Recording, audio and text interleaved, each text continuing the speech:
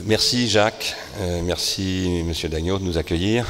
Ce n'est pas la première fois que nous faisons des choses avec Jacques Brodeur. Je suis venu à El Rideau aussi, il y a 2 ans, 3 ans peut-être. Et puis j'ai quelques amis dans cette salle que je veux saluer. Par exemple, Elisabeth Bâton-Hervé, qui interviendra, je crois, à la fin de la soirée. Vous m'entendez bien? Oui? Ça va?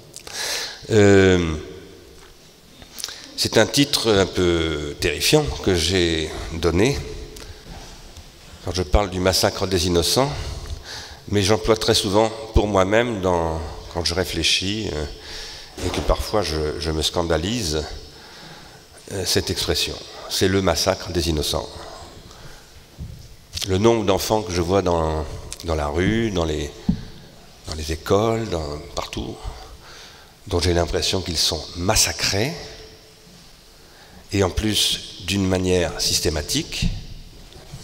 Ils ne sont pas massacrés évidemment biologiquement, physiquement, mais ils sont massacrés affectivement, mentalement. C'est quelque chose que je trouve absolument horrifique. Et ce mot de massacre, alors j'avais envie, puis j'ai pas eu le temps de le faire, j'avais envie de vous présenter quelques images, notamment de tableaux qui s'appellent le massacre des innocents. Bon, je ne l'ai pas fait, vous savez que le massacre des innocents, c'est un passage des évangiles, bon, qui a quelque chose à voir avec la naissance de Jésus-Christ. Je ne suis pas du tout chrétien, ni croyant en quoi que ce soit d'ailleurs, sinon à l'avenir de l'humanité. Mais je suis attentif aussi aux textes sacrés parce qu'ils disent souvent des choses importantes. Quoi qu'il en soit,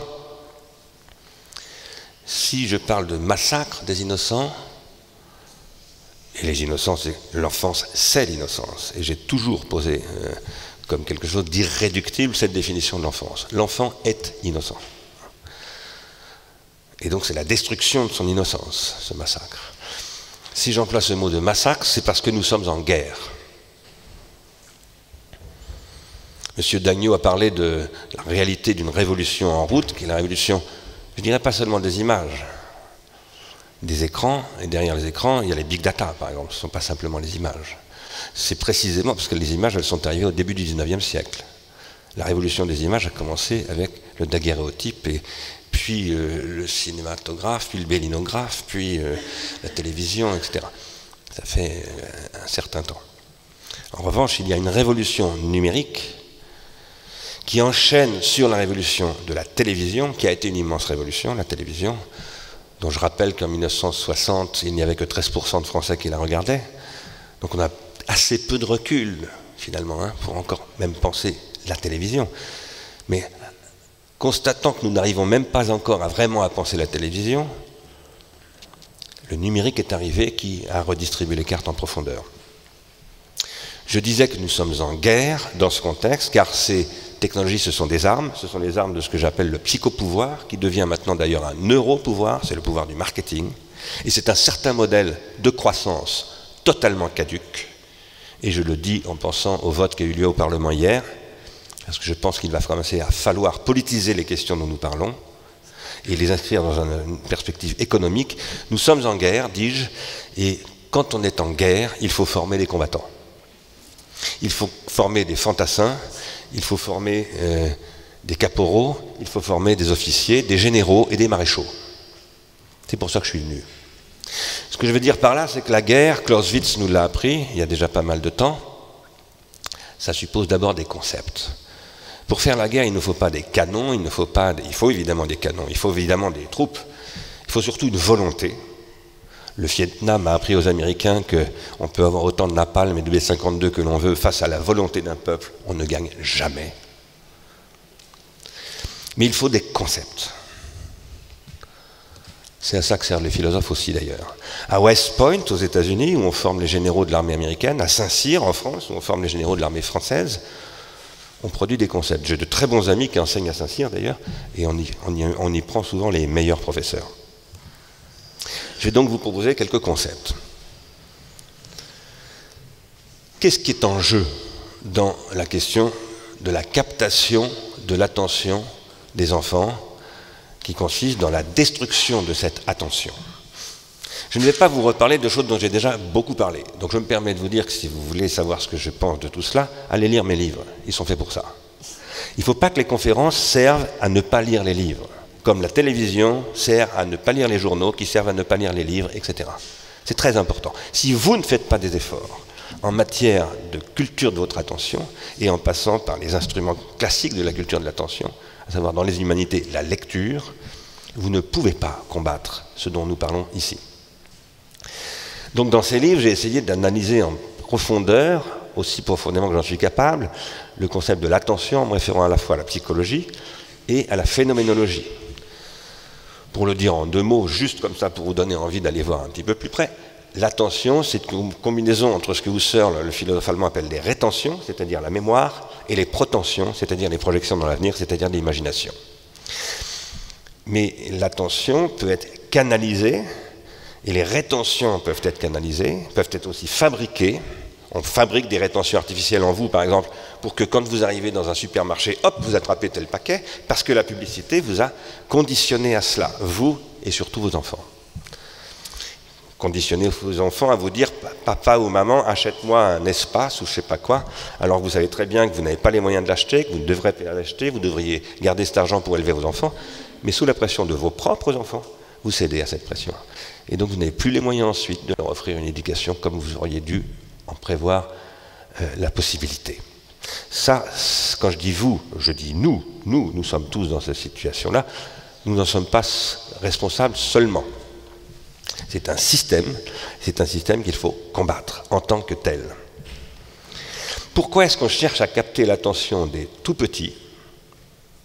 Ici, il y a des personnes qui ont signé avec moi un appel contre Baby First il y a 7 ou 8 ans, lorsque Fox TV a essayé d'implanter en France cette chaîne de télévision pour les bébés, qui s'adresse aux enfants de la naissance jusqu'à 3 ans, Baby First, qui est une chaîne absolument scandaleuse, où des psychiatres ont osé dire que c'était bon pour les enfants. Par exemple, quand ils font un cauchemar, de les mettre devant la télévision, ce qui est quand même absolument hallucinant. Pourquoi est-ce qu'on développe des systèmes de captation de l'attention des petits bébés dès cet âge, qui est l'âge de l'enfance, c'est-à-dire de l'enfant qui ne me parle même pas encore?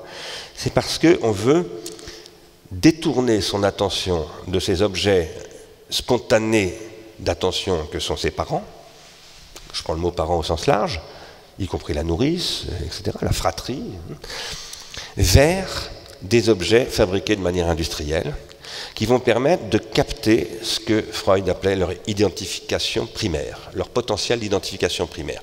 La psychanalyse nous a appris depuis bien longtemps qu'un petit enfant, entre sa naissance et 5 ans, procède à des identifications, il s'identifie à ses parents en premier lieu, et à travers cette identification à ses parents, il intériorise l'idéal du moi des parents, et à travers l'idéal du moi, le surmoi des parents. Donc il devient socialisable. Ça ne veut pas dire qu'il est soumis au surmoi. Respecter le surmoi ne veut pas dire se soumettre au surmoi. Justement, quand on le respecte, le surmoi, on ne se soumet pas. C'est ce que dit Antigone chez Sophocle. Mais par contre, il faut le reconnaître d'abord comme une nécessité. L'identification primaire est la condition de possibilité de cette reconnaissance-là. Lorsque M. Chevènement s'en était pris au Sauvageon, et je m'en suis beaucoup pris ensuite à M. Chevènement, car je trouve scandaleux de s'en prendre aux victimes.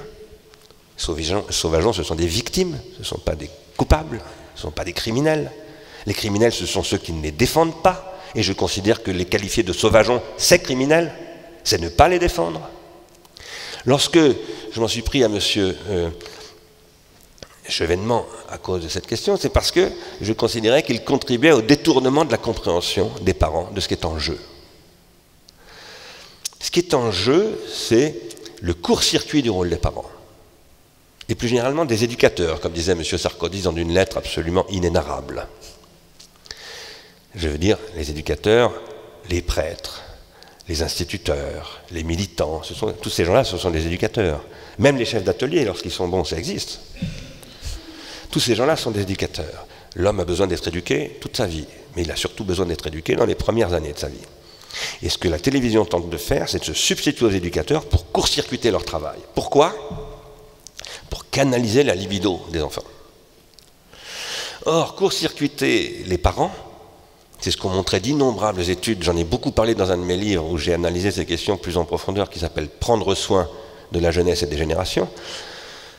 Court-circuiter les parents, c'est rendre impossible le travail de la transformation des pulsion en libido. 3 minutes sur la psychanalyse. Jusqu'en 1920, on peut poser que chez Freud, pulsion et libido, c'est la même chose. En réalité, ce n'est pas tout à fait vrai pour lui. Mais en tout cas, c'est ambigu. On ne sait pas très bien ce qui distingue pulsion et libido, et à vrai dire, le problème même de leur distinction n'est pas posé. Mais à partir de 1920, Freud, et surtout en 1923, il reprendra ce sujet en 1923, dans un texte fondamental que vous devriez lire qui s'appelle « Le moi et le ça », qui est publié dans les essais de psychanalyse, en 1920 puis en 1923, Freud explique que la libido, ça n'est pas la pulsion. Au contraire, la libido, c'est la dépulsionnalisation de la pulsion. C'est par exemple la désexualisation de la relation amoureuse. Il dit un être amoureux désexualise la satisfaction de sa pulsion parce que, en fait, tomber amoureux ou investir de son désir un objet, pas simplement d'amour, la peinture pour Picasso, la géométrie pour Lobachevsky ou Euclide, etc. Tout ça sont des objets de désir. C'est ce qu'explique Diotima dans le banquet de Platon. Pour pouvoir investir son objet, il faut différer la satisfaction de sa pulsion. La pulsion, vous le savez très bien, elle est consumériste. La pulsion, comme M. Strauss-Kahn l'a bien montré, veut tout de suite, tout le temps. Et est absolument insatiable. Et c'est pour ça que Hésiode dit, dans la jarre de Pandora, il y a des pulsions. Il appelle ça les mots. Il ne faut surtout pas l'ouvrir, cette jarre. Si on libère tout ça, c'est la destruction de l'humanité. Le pauvre Strauss-Kahn, puisqu'il est pitoyable, cet homme. Pitoyable. Le pauvre Strauss-Kahn est une victime de cette situation, mais il se trouve qu'il était aussi potentiel candidat à la présidence de la République, ce qui nous pose quand même quelques questions sur nos capacités à produire des candidats sérieux à la présidence de la République, Strauss-Kahn, Hollande, Sarkozy ou autres. Quel est le degré de compréhension qu'ils ont de ces questions? À mon avis, un degré négatif. Pour avoir discuté un jour pendant 3 heures avec quelqu'un qui a fréquenté pendant 6 mois au siège de l'UMP Nicolas Sarkozy, je ne donnerai pas son nom parce que sinon il va être fiché, et qui m'expliquait que Sarkozy s'est passé sa vie à zapper devant la télé et qu'il ne regardait jamais un dossier, qu'il passait sa vie à regarder la télé, je me suis dit, bah oui, on comprend beaucoup de choses. Alors, l'identification primaire, c'est un processus qui contribue fondamentalement à la transformation de la pulsion en investissement de désir, c'est-à-dire en libido. La libido, ce que nous dit Freud, c'est que c'est précisément ce qui apprend à ne pas satisfaire la pulsion, mais à la transformer en une capacité de transformation du monde. En se mariant, en ayant des enfants, en faisant la révolution, en inventant un procédé de production de je ne sais pas quoi, etc., etc. Nous transformons tous le monde en permanence, y compris en balayant la rue. C'est une façon de transformer le monde. Nous nous occupons du monde, plus ou moins. Et en particulier quand on est enfant, quand on est parent ou grand-parent de ses enfants ou de ses petits-enfants. Et puis quand on n'a pas d'enfants, des enfants de ses voisins. Parce que je connais plein de gens, moi, qui n'ont pas d'enfants, qui n'ont pas pu ou qui n'ont pas voulu avoir d'enfants, mais qui s'occupent énormément des enfants. Ça ne s'adresse pas simplement aux parents, ce que je dis là, ça s'adresse aux adultes. La question, c'est qu'est-ce qu'être adulte aujourd'hui? Êtes-vous sûr d'être des adultes, par exemple? Qu'est-ce que c'est qu'être un adulte? Vaste sujet. C'est être capable de passer de l'identification primaire à l'identification secondaire. Et l'identification secondaire, c'est ce qui permet tout à coup de ne plus s'identifier simplement à ses parents, mais aux parents de sa copine ou de son copain, par exemple. De s'identifier au curé du coin, ou au militant communiste du coin, ou à l'entraîneur de foot du coin, ou à son copain, tout simplement. Et cette identification-là va me permettre d'entrer dans de nouveaux circuits de désir, et de me socialiser à proprement parler, en particulier en passant par des institutions qui peuvent s'appeler l'Église, qui peuvent s'appeler la synagogue, qui peuvent s'appeler la mosquée, la médersa, ou l'école publique. Nous vivons dans cette magnifique salle de la laïcité française, dans une république qui a posé au cœur de sa constitution une école. Et comme l'a dit M. Dagneau, cette école est extrêmement menacée aujourd'hui. Elle est plus que menacée. Elle est pour partie déjà en ruine. La guerre menée contre les innocents, c'est aussi la guerre menée contre l'éducation. Et pas simplement l'éducation parentale, mais l'éducation institutionnelle, l'éducation nationale. Vous avez dit, monsieur le maire, qu'il fallait réfléchir. D'abord qu'on ne pouvait pas s'opposer à un processus historique majeur, c'est une évidence, et que par ailleurs il fallait réfléchir à la manière dont l'école pouvait et devait accueillir ces technologies si dangereuses. Je rappelle que cette technologie si dangereuse, le premier à avoir parlé de sa dangerosité s'appelle Socrate. Il ne parle pas simplement de la télévision ou de la radio ou du web, il parle de ce que j'appelle moi les rétentions tertiaires, c'est-à-dire les modes de communication et de mémorisation artificielle. Et il dit attention, l'écriture, c'est très important, c'est très bien. Sans écriture, pas de cité grecque, pas de loi, pas de géométrie, bon, pas d'histoire, donc pas de savoir, donc pas de philosophie. Mais l'écriture entre les mains des sophistes, ça détruit tout ça. Et à ce moment-là, ce qui est très positif devient extrêmement négatif. C'est ce qu'il appelle un pharmacone. Et depuis des années, avec Ars Industrialis, c'est comme ça que nous sommes entrés en contact avec Jacques Brodeur, d'ailleurs, dans le cadre de l'association Ars Industrialis. Depuis des années, nous disons qu'il faut transformer le pharmacone négatif en une pharmacologie positive. Je dis cela pour ouvrir une discussion intellectuelle, avec vous, mais aussi avec les orateurs qui vont me succéder. Bruno Harlé, par exemple, que j'ai invité il y a 2 ou 3 ans à l'Institut de recherche et d'innovation, dont je suis le directeur et qui organise des séminaires sur ce genre de questions, et Michel Desmurget, avec qui il travaille. Michel Desmurget, que j'ai invité à Ars Industrialis il y a également quelques années. Je n'ai pas exactement le même point de vue qu'eux. Je me bats à leur côté pour dire l'extrême dangerosité des écrans. Dans ce livre que j'ai publié, co-signé avec comment s'appelle-t-il, Serge Tisseron, mais où j'insiste sur le fait que je m'oppose à Serge Tisseron dans ce livre, parce que beaucoup de gens croient que je dis la même chose que Tisseron. Je suis en désaccord total avec Tisseron. Total. Je ne crois pas du tout à sa loi des 3, 4 ou je ne sais pas quoi, là, en gros, qui dit aux parents, allez, vous inquiétez pas trop, si vous respectez les petites combines que je vous dis, les petites recettes, tout ira bien. Non, tout n'ira pas bien du tout. Je pense que l'image audiovisuelle et télévisuelle est extrêmement dangereuse pour les enfants et que ce qu'en dit Serge Tisseron est très, très, très insuffisant.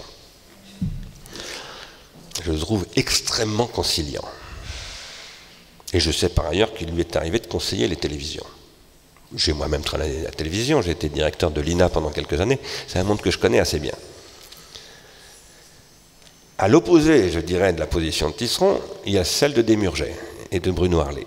Et je ne partage pas tout à fait leur position, parce que je pense qu'ils ne tiennent pas compte d'un point fondamental, qui est que les artefacts mnésiques sont constitutifs de ce que les anthropologues appellent l'hominisation, mais en particulier André Leroi-Gourhan. L'homme est un être qui produit du savoir. Pour produire ce savoir, il doit l'extérioriser. Cette extériorisation consiste à l'engrammer sous forme d'images, à l'époque du paléolithique supérieur, sous forme de hiéroglyphes à l'époque des grands empires orientaux, l'Égypte, la Mésopotamie, sous forme alphabétique à l'époque de Socrate, sous forme imprimée à l'époque de Luther, sous forme photographiée à l'époque de Daguerre, etc., sous forme cinématographique à l'époque de Jean-Luc Godard, de John Ford, de la grande Amérique d'avant la Deuxième Guerre mondiale, et sous forme télévisuelle, électronique, puis numérique aujourd'hui.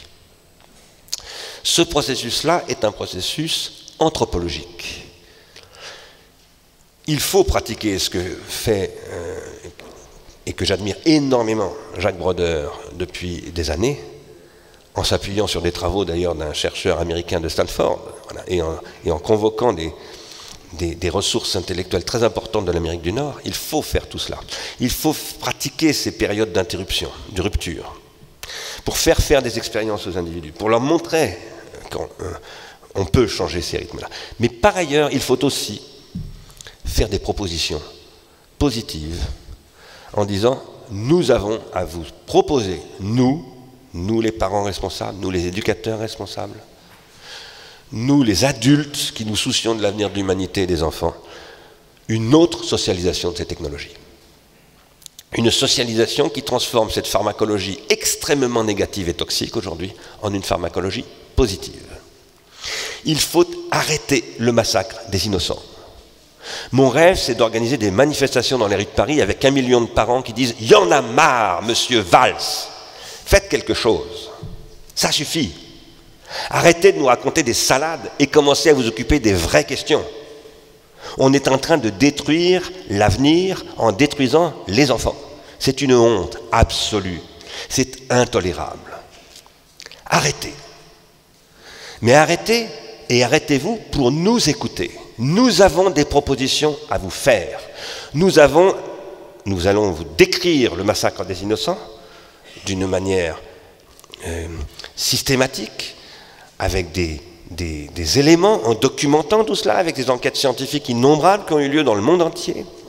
Et je pourrais vous en sortir des centaines d'éléments qui attestent cela. Michel Diemurget, d'ailleurs, a fait une recension extrêmement précise de toute cette documentation. Donc il faut décrire cet état de fait scandaleux et aussi donner aux parents la conscience de la gravité de la situation, mais pas pour les angoisser, pour les mobiliser. Et pour les mobiliser, pour non pas simplement décrire un état de fait, mais prescrire un état de droit. Une république, nous sommes ici dans la mairie du 19e arrondissement, une république, c'est un endroit où on prescrit des lois qui ne se satisfont pas des faits. Il est de fait qu'il y a des gens qui font la manche. J'ai donné 10 balles en arrivant, juste là, avenue Laumière. Bon, il y en a plein les rues de Paris. C'est un scandale, c'est une honte, c'est un état de fait. Quand on a une conscience politique, on se dit il faut changer cet état de fait.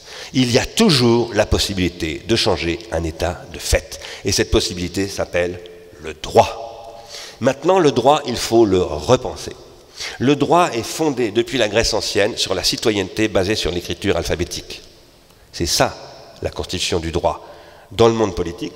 Et la constitution du droit dans le monde théologique, c'est-à-dire dans le monothéisme du judaïsme, dans le royaume de David, c'est le rapport à l'écriture du croyant, du fidèle. C'est comme ça que s'est constitué le christianisme, sur la base de ces deux sources, comme disait Bergson, et ces deux sources ont donné finalement une laïcisation au XIXe siècle, qui a conduit par exemple à cette mairie du 19e arrondissement. Aujourd'hui, on ne peut plus penser le droit simplement sur la base de l'écriture. Il faut penser le droit dans un rapport à l'image, dans un rapport au numérique, mais ça suppose de repenser de A à Z le système académique, la formation des professeurs d'université, la recherche scientifique aujourd'hui. Par exemple, en recherche scientifique, aujourd'hui, en nanotechnologie, je travaille moi-même avec le CEA sur ces questions, vous ne pouvez pas analyser un phénomène nanométrique, qui d'ailleurs n'est pas un phénomène, parce qu'en philosophie, un phénomène, c'est ce qui apparaît à votre intuition, c'est-à-dire à vos yeux, à vos oreilles, à votre toucher, et le niveau quantique, c'est pas phénoménal, c'est en dessous de la perception. Il faut donc étudier la matière à travers des ordinateurs qui conditionnent totalement les modèles scientifiques. Il est fondamental que l'on fasse aujourd'hui une critique des ordinateurs dans les universités, au CEA, à l'INRIA, au CNRS, au Collège de France, et bien entendu dans les lycées, les collèges et les écoles. Comme on a fait une critique de l'écriture à l'époque des Grecs, comme on a fait une critique de l'opinion publique fabriquée par les médias à une autre époque, etc. C'est absolument fondamental. Et cette critique, ce n'est pas simplement une dénonciation politique. Non, c'est un travail fondamental de reconstitution du savoir de A à Z. Et ça, il faut l'exiger. Il faut l'exiger parce que c'est possible. Et non seulement c'est possible, mais c'est vital pour l'avenir de l'Europe. Nous allons voter dans 3 semaines ici en Europe. Ce qui se prépare est une catastrophe effroyable. L'Europe a été constituée pour empêcher que ça revienne, cette affaire qui avait conduit à la Deuxième Guerre mondiale à travers le fascisme, le nazisme et le stalinisme. L'Europe a été faite pour empêcher ce qui va justement revenir, car c'est inéluctable. L'extrême droite va dominer le Parlement européen. On peut raconter tout ce qu'on veut, M. Van Ruymbeck peut dire tout ce qu'il veut, dire mais non, ça n'arrivera jamais. Ils ont toujours dit mais non, de toute façon. Depuis le début de l'Europe, à chaque fois qu'on fait une objection, c'est mais non. Y compris lorsqu'un peuple, à 56% d'électeurs, dit non, on ne veut pas votre constitution, on m'a dit ben si, vous l'aurez quand même. Voilà. Et le résultat, c'est l'extrême droite. Alors, aujourd'hui, si l'Europe ne réinvente pas en profondeur une nouvelle politique fondée sur une conception, une intelligence nouvelle de ce que sont ces technologies qui sont pour Arsène Lupri des technologies de l'esprit. Ça n'est pas normal que le cinéma, la télévision, la radio, le numérique ne servent pas à développer l'intelligence collective. D'ailleurs, ils y servent en partie, mais de moins en moins. Au début, lorsque Tim Berners-Lee, avec qui je travaille personnellement, a conçu le web. C'était il y a 25 ans, et le web a été créé il y a exactement, aujourd'hui, 21 ans. C'est la majorité, 21 ans. Enfin, quand j'étais petit, c'était la majorité. Maintenant, c'est 18 ans. 21 ans. Il y a 21 ans exactement que le web a été ouvert au public planétaire. Ce qui a été une incroyable transformation. C'est ça la révolution dont vous parliez. Lorsque Tim Berners-Lee a fait cela avec d'autres, parce qu'il n'a pas fait ça tout seul, avec Robert Caillot, qui est belge, avec quelques Français et d'autres, ce qu'il voulait, c'était faire, avec ce réseau numérique, un espace de controverse scientifique. Un espace qui aurait permis aux gens d'échanger des points de vue, d'ouvrir des débats publics sur des bases rationnelles, et finalement d'élever l'intelligence collective. Et il se trouve que Al Gore, qui avait depuis 1989 déjà écrit un texte sur la venue du numérique à travers la loi de Moore. Al Gore, c'est un penseur industriel. C'est un grand intellectuel politique, Al Gore, qui est au conseil d'administration de Apple, de Google, etc., etc. Par ailleurs. Je veux dire par là que ce n'est pas forcément un enfant de cœur. Al Gore avait dit en 1989, puis il l'a redit en 1993 lorsqu'il était vice-président des États-Unis, l'avenir de l'Amérique, c'est de prendre le contrôle de la planète via les réseaux numériques. Et lorsque le web a été inventé en Europe, étant donné qu'aucun homme politique européen n'a compris de quoi il s'agissait, n'était même au courant de ce que c'était, qu'aucun homme économique européen, je veux dire, je ne sais pas, patron de Siemens par exemple, ou de Alstom, n'a compris l'importance de la chose. À tel point d'ailleurs que M. Gallois, qui est aujourd'hui, je ne sais plus d'ailleurs quelle fonction il a eu récemment, peu importe, M. Gallois qui a fait un rapport pour le président de la République française, il y a 2 ans, a trouvé le moyen extraordinaire de faire un rapport sur l'avenir industriel de la France sans dire un mot du numérique. C'est stupéfiant ça. Ça, c'est vraiment stupéfiant. Parce qu'il dit c'est l'industrie automobile, l'avenir de la France. Mais je vous signale, j'étais hier au comité de prospective de l'ARCEP, je fais partie de ce comité, et qu'aujourd'hui, l'industrie automobile américaine est en train de se réinventer entièrement autour du numérique, en disant la bagnole, c'est devenu maintenant un système de connexion, etc. Aucune stratégie de la part de M. Gallois là-dessus. C'est sidérant. Sidérant. Si l'Europe ne se réveille pas, si elle n'ouvre pas un avenir avec sa jeunesse, qui a beaucoup à nous apporter dans ce domaine, pour produire un nouveau web. Je dis un nouveau web, pourquoi? Parce que le web qui avait été inventé par Tim Berners-Lee il y a 25 ans, qui a été socialisé il y a 20 ans, a été détourné par les États-Unis. Il était fait au départ pour développer une société de savoir, des technologies de controverse, pour permettre d'augmenter l'intelligence collective, et finalement il a été capté par Amazon, il a été capté par Facebook, etc. Et aujourd'hui, le web évolue sous la pression du business model de ces entreprises. Et ces entreprises, ce qu'elles ont besoin, c'est de rendre calculables toutes les informations que nous produisons dessus. Donc, rendre calculable, ça veut dire éliminer toute singularité, ça veut dire éliminer toute controverse. Les controverses, c'est ce qui fait qu'il y a des choses qui ne sont pas calculables, qui ne sont pas commensurables les unes avec les autres. Ça, c'est la destruction du savoir. Ça produit une société anthropique et non plus néganthropique. Et c'est l'enjeu des big data. Alors voilà, vous m'aviez demandé de ne pas être trop long, eh bien, j'arrive à ma conclusion. Il faut aujourd'hui absolument documenter ces questions précisément, scientifiquement, les instruire et faire des propositions. Pour le faire, par exemple, il faut lire Marianne Wolf, que j'ai eu l'honneur d'inviter en France, qui va revenir d'ailleurs bientôt en Angleterre, pas en France, qui a publié un livre extrêmement important qui s'appelle Spruce and the Squid. Elle est neuropsychologue, elle travaille sur la dyslexie. Elle est aussi inquiète de ces questions parce qu'elle a 2 enfants. Elle a écrit un livre très très important, donc Spruce and the Squid, qui va être traduit en français très bientôt, qui va paraître dans quelques mois. Je vous recommande vivement de le lire. Et j'espère que Michel Desmurger et Bruno Harley vont le lire et discuter avec elle. Parce que ce qu'elle montre, c'est que le cerveau de l'enfant, de l'homme en général, de l'être humain, est perpétuellement en train de se désorganiser, de se réorganiser en fonction des médias à l'intérieur desquels il vit.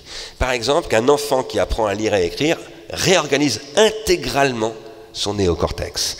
Et qu'aujourd'hui, il y a une réorganisation du néocortex qui se fait sous la pression du neuropouvoir et du psychopouvoir, mais qui est en fait une désorganisation du néocortex extrêmement grave, parce que ce que veut le neuropouvoir, c'est court-circuiter ce qu'on a appris dans le néocortex qui permet de transformer les pulsions en désir, c'est-à-dire de les lier à travers des savoirs, pour aller directement à ce qu'on appelait autrefois le cerveau reptilien, c'est-à-dire au mécanisme pulsionnel profond. Et là, le neuropouvoir est extrêmement dangereux. Mais si nous voulons combattre cela, c'est pas simplement en disant « S'il vous plaît, messieurs, arrêtez de faire mal à nos enfants ». C'est en disant ce système est économiquement totalement irrationnel, il conduit à une catastrophe. Nous avons un autre système beaucoup plus rationnel à vous proposer, qui ne condamne absolument pas ni le numérique, ni les images, etc., mais qui les socialise d'une manière sérieuse. Ça veut dire qu'il faut exiger aujourd'hui, par exemple en France, parce qu'il faut commencer par le faire chez soi, du gouvernement français qui commence à travailler sur ces questions sérieusement. Faites une pétition, adressez-les à M. Valls, à M. Hamon, qui est maintenant en plus ministre de l'enseignement supérieur, donc il y a des pouvoirs d'action dans le domaine, mais aussi organisons des travaux là-dessus. N'attendons pas que l'État se réveille. Faisons-le tout de suite et faisons-le en ouvrant des possibilités positives. Car il faut ouvrir un avenir, un espoir pour la jeunesse et pour les parents. Merci de votre attention.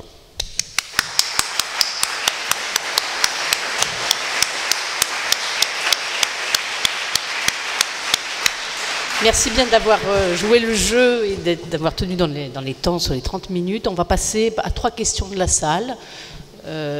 Tout de suite 3 questions, ou 3 réactions. Voilà, si on veut bien passer le micro. Il doit y avoir un micro sans fil qui doit circuler. Et puis, on vous demandera de répondre ou de réagir à ces 3 réactions. On est quelques fantassins quand même hein, dans la salle.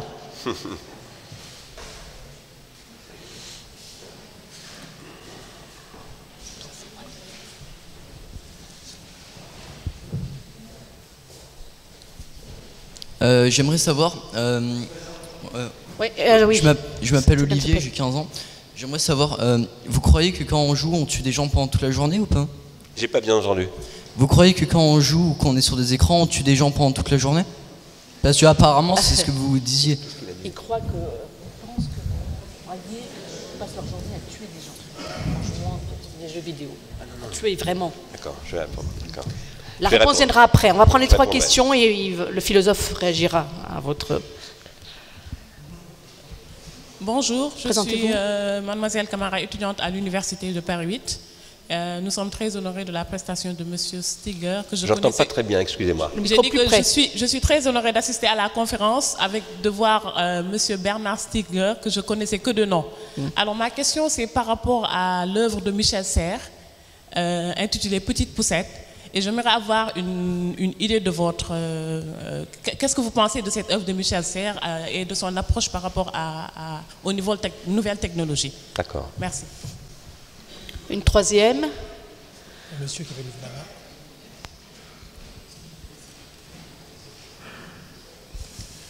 Oui, bonjour. Je m'intéresse aux questions du numérique et de l'impact. Ah oui, pardon. Je m'intéresse au numérique et aux questions de l'impact socio-culturel du numérique. Et j'ai apprécié le ton martial de votre intervention. Donc former des fantassins, des soldats, très bien. Mais c'est bien de savoir qui est l'ennemi aussi, contre qui on se bat. Et là, l'ennemi, j'ai pas très bien compris qui c'était. Ça pourrait m'aider à me battre plus simplement. Et parce que je suis prêt à y aller, hein, je suis prêt à aller au combat. Donc c'est qui l'ennemi? Est-ce que c'est les États-Unis? Amazon, Google? Est-ce qu'on fait la guerre contre les États-Unis? Est-ce que c'est le capitalisme? Est-ce que c'est la technique? C'est qui l'ennemi? Une 4e peut-être, hein, le temps que notre philosophe prépare ses réponses. Merci, bonjour, je m'appelle Isabelle et moi c'est plus un témoignage qu'une question. Je travaille au centre Paris Lecture, donc s'il y a des enseignants et des parents ici, peut-être qu'ils ont eu l'occasion de travailler avec certains de mes collègues et j'ai l'impression qu'au centre Paris Lecture on fait un petit peu ce que vous dites, c'est-à-dire qu'on met les enfants d'une école entre parenthèses pendant une semaine à 15 jours et on fait des actions de recherche où on demande, on prend vraiment en compte la parole des enfants et alors ça peut passer par peut-être on éteint les écrans pendant une semaine, je ne sais pas, mais en tout cas on les met dans un bain de recherche et d'action. Donc ça s'inspire des travaux de l'Association française de lecture, etc., de plein de choses. Et c'est pour dire qu'il n'y a pas que du triste, il y a aussi déjà des choses qui se font, même si ce n'est pas suffisant et qu'on espérerait et qu'on aimerait en faire plus. Voilà. Centre Paris Lecture, on trouve ça sur Internet. Les journaux des gosses et tout. Voilà, la parole. Merci. Merci beaucoup pour ces questions. Très brèves, concises, efficaces, et j'apprécie beaucoup. Bon, alors, quand je parlais du massacre des innocents, je parlais du fait qu'aujourd'hui, il y a toute ce que j'appelle une psychotechnologie, mise en œuvre par ce que j'appelle un psychopouvoir, dont la fonction essentielle qui le met en œuvre, ce psychopouvoir, s'appelle le marketing, qui utilise le pouvoir extraordinaire de ces écrans, que ce soit celui de la télévision, de l'ordinateur, etc., pour capter l'attention et en captant cette attention, détruire cette attention. L'attention, c'est quelque chose de capital chez l'être humain. Juste pour dire une chose qui est un peu une platitude, mais qui mérite quand même d'être dite, si votre attention n'est pas formée, vous n'aurez pas d'attention. C'est ce qu'il nous a appris le docteur Itard, à propos de Victor de l'Aveyron, l'enfant sauvage, comme on l'appelle. Un enfant qui ne reçoit pas d'attention, qui n'est pas objet d'attention, et dont on ne cultive pas l'attention en faisant attention à lui, n'a pas d'attention tout simplement. Et c'est ce qu'on appelle par exemple les enfants sauvages. Et on sait que, Victor l'a montré d'ailleurs, l'expérience de Victor l'a montré, que passer un certain temps, c'est irréversible. Alors il y a toujours des possibilités de faire des choses, mais le docteur Itard par exemple s'est beaucoup occupé de Victor, qui a essayé vraiment de... Il a fait faire des progrès à Victor, mais il n'a jamais réussi en fait à surmonter le handicap, parce qu'il y a une période pendant laquelle on peut former l'attention. Et après, c'est trop tard. Alors ça ne veut pas dire qu'après on ne peut pas développer son attention, après on continue à développer son attention. Mais si on n'a pas eu une base, qui est la base de la synaptogenèse infantile qui se passe entre la naissance et 5 ans, s'il n'y a pas un travail à cette base qui se fait, après c'est très très difficile de rattraper. Moi je pense qu'on peut toujours rattraper tout, mais dans tous les cas, cette période est extrêmement importante. Or, je considère qu'aujourd'hui, on massacre le processus de transmission attentionnelle, de construction de l'attention. On détruit cette formation de l'attention. En disant cela, je ne veux pas du tout condamner, et je répondrai tout à l'heure à cette très importante question de savoir qu'est-ce que l'ennemi dans cette affaire, je ne veux pas condamner la technique, ni même la télévision, ni même les jeux vidéo. Parce que de toute façon, je pense que ce n'est jamais en condamnant qu'on avance, c'est en comprenant comment ça fonctionne. Après, on peut condamner, on peut décider, on considérera condamnable, par exemple, de mettre des enfants devant la télévision de tel âge, par exemple. Moi, je ne serais pas choqué qu'on dise, il est condamnable de faire cela. Non pas qu'on mette les gens en prison s'ils le font, mais leur dire, c'est condamnable, voilà, il ne faut pas le faire. Le massacre, autrement dit, ce n'est pas le massacre des jeunes gens ou des enfants qui utilisent les jeux vidéo pour tirer sur des cibles artificielles. Non, c'est eux qui sont massacrés, ceux qui tirent. Bon. Le fait de tirer fait qu'ils se tirent sur eux-mêmes.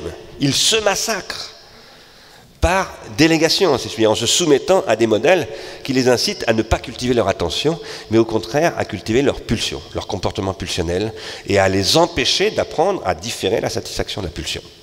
Alors je vois très souvent, moi, dans des avions, des vieux cons dans mon genre de 60 ans qui jouent à ça. Bon, et que ça concerne tout le monde. Bon. Et je ne dis pas qu'il ne faut pas jouer en plus à ces jeux. Parce que personnellement, je pense qu'un pharmacone a toujours un côté positif. Donc simplement, c'est pas comme ça qu'il faut poser les problèmes. La question n'est pas de savoir si c'est bien ou si c'est mal. La question est de savoir qu'est-ce qui se passe. Alors justement, la question sur Michel Serres, que vous m'avez posée, c'est une très bonne question, je vous en remercie. J'ai été amené à discuter avec Michel Serres de son livre, Petite Poussette, dans le cadre de la revue Philosophie, qui est un magazine français, qui nous a invités tous les deux en me disant « Est-ce que vous voudriez bien discuter avec Michel Serres des technologies numériques ?» J'ai dit oui. Et puis j'ai reçu son livre au tout dernier moment, je n'ai pas eu le temps de le lire. Donc nous avons eu une discussion. La discussion ne s'est pas très très bien passée. Mais je n'avais pas encore lu le livre. J'avais à peine survolé, j'avais senti des choses qui ne me plaisaient pas beaucoup, mais je n'avais pas encore lu le livre. Puis après j'ai lu le livre. Et je suis en désaccord absolu avec ce livre. Je suis scandalisé par ce livre, qui est d'ailleurs un best-seller, évidemment. C'est une histoire de Père Noël. Le vieux Père Noël, Michel Serres, qui aurait pu se mettre une barbe blanche pour l'occasion, va vous raconter une belle histoire, qui est que, oui, le 25 décembre, tout va s'arranger, on vous a apporté des tablettes, on va vous apporter des... Et tout ira très bien, Madame la Marquise. Il sert la soupe au marché d'une manière honteuse. Et en s'appuyant sur des philosophes ou sur des références anthropologiques, le roi Gourand, par exemple, que je connais très bien, dont il édulcore totalement la portée. Pourquoi? Il dit une chose qui est vraie, que je dis moi-même depuis très longtemps, moi-même j'ai travaillé avec l'équipe de Leroy-Gourand, et ce que je disais d'ailleurs tout à l'heure, le savoir, ça s'extériorise. Et l'hominisation, c'est avant tout un processus d'extériorisation. Alors qu'est-ce qu'il dit? C'est très bien d'extérioriser le savoir dans les machines comme ça, parce que ça permet de faire de la place pour se mettre à penser autrement. Alors d'abord, d'un point de vue neurologique, c'est complètement débile, parce que c'est pas en faisant de la place qu'on refait autrement, c'est en recombinant des choses qu'on a intégrées. Et deuxièmement, ce qu'il oublie de dire, c'est que Leroy-Gourand explique que l'extériorisation, c'est très bien, mais que ça conduira à une catastrophe si ça passe pas par une réintériorisation. Et ça, c'est très bien décrit dans le 2e tome du livre qui s'appelle Le geste et la parole. Donc c'est une escroquerie, ce livre, Petite Poussette. Il prétend nous parler du point de vue d'un anthropologue qui est Leroy-Gourand, sauf qu'il oublie de dire ce que dit Leroy-Gourand. Leroy-Gourand commence par dire l'extériorisation, c'est la condition, mais c'est la condition de l'hominisation, mais pour que l'homme puisse rester humain, il faut qu'il intériorise. Et donc la question, c'est fondamentalement de réintérioriser les circuits sociaux du savoir dans son cerveau, c'est-à-dire d'être éduqué, c'est-à-dire de former son attention, etc. etc. Alors l'ennemi, je vais très vite bien entendu, mais il me reste 3 minutes. L'ennemi, j'ai écrit un texte j'ai répondu à un entretien dans la revue Esprit du mois de janvier dernier, où je m'explique avec Michel Serres. Donc si ça vous intéresse, si vous avez le temps, je me permets de vous renvoyer à cet entretien de la revue Esprit. C'était dans le numéro qui était consacré à l'attention, justement. À propos de l'ennemi, quel est l'ennemi? L'ennemi, d'abord, c'est nous. C'est en nous qu'est l'ennemi. Parce que nous sommes régressifs. Regardez par exemple, j'essaye de montrer à mes enfants, je suis un vieux papa qui a de jeunes enfants. J'ai un petit garçon de 7 ans et une fille de 15 ans, c'est son anniversaire aujourd'hui. Bon anniversaire Elsa. J'essaye de leur faire regarder de bons vieux films. Donc, je leur ai fait regarder, par exemple, comment s'appelle un film de Marcel Carné, qui se passe là où Bizarre, vous avez dit Bizarre, comment s'appelle le titre? L'Hôtel du Nord, non? Pardon? Non, c'est pas Les Enfants du Paradis. L'Hôtel du Nord? Non, Jouvet, le truc. C'est Jouvet et Michel Simon. Ah, ça se passe en Angleterre. J'arrive. Bizarre. Pardon? Non. Drôle de drame. Voilà, merci. Drôle de drame. Dans Drôle de drame, ça commence par un évêque qui fait un sermon contre les médias. Il ne s'en prend pas à la télévision, il ne s'en prend pas aux jeux vidéo, il s'en prend au roman policier qu'écrit d'ailleurs son cousin, ce qu'il ne sait pas. Il condamne ce roman policier qui incite au crime, etc. Et qu'est-ce qu'on apprend ensuite? Eh bien, lui-même, il va voir des filles au cabaret, etc. Il est un petit Strauss-Kahn, si vous voulez. Nous sommes tous des petits Strauss-Kahn. C'est pour ça que le problème n'est pas de condamner M. Strauss-Kahn. Peut-être qu'il faut le condamner à un moment donné, mais il faut commencer par essayer de comprendre, non pas ni de le condamner ni de le juger, mais de comprendre en quoi est-ce qu'il nous dit quelque chose sur nous-mêmes. Ce que nous devons combattre, c'est d'abord nous-mêmes. Nous n'arrêtons pas de nous en prendre aux autres, à plein de choses, et en fait nous ne voyons pas, comme dit Jésus-Christ, je ne suis pas chrétien, je vous le redis, commence par voir la poutre que tu as dans l'œil avant de critiquer la paille dans l'œil du voisin. Mais ça ne suffit pas de s'en prendre à nous-mêmes, parce que nous-mêmes, nous ne sommes ce que nous sommes qu'en société. Et donc nous, c'est-à-dire c'est pas moi simplement, c'est nous tous, le nous que nous formons. Comment fait-il un nous? Il fait un nous à travers des dispositifs qui nous mettent en relation les uns avec les autres, depuis toujours. À l'époque du paléolithique supérieur, la grotte rupestre, la peinture rupestre, etc. etc. Bon. Tout ça, les dispositifs de communication constituent ce nous. Aujourd'hui, ces dispositifs de communication ont été monopolisés hégémoniquement, j'emploie le mot de Gramsci, d'hégémonie, par le psychopouvoir et le neuropouvoir. De ce que je combats, c'est le neuropouvoir et le psychopouvoir. Ce n'est pas du tout les États-Unis. Souvent, les meilleurs combattants sont aux États-Unis. Comme le dit Jacques, il se réfère à quelqu'un qui a développé des concepts. Et moi, les gens que je connais les plus forts pour lutter, comme nous, sur ce que nous faisons, ils sont aux États-Unis. Les meilleures études qui ont été faites par Zimmerman et Christakis, par exemple, c'est aux États-Unis. Donc, ce n'est pas les États-Unis, ce n'est pas un pays qu'il s'agit de combattre. C'est certainement pas la technique qu'il s'agit de combattre.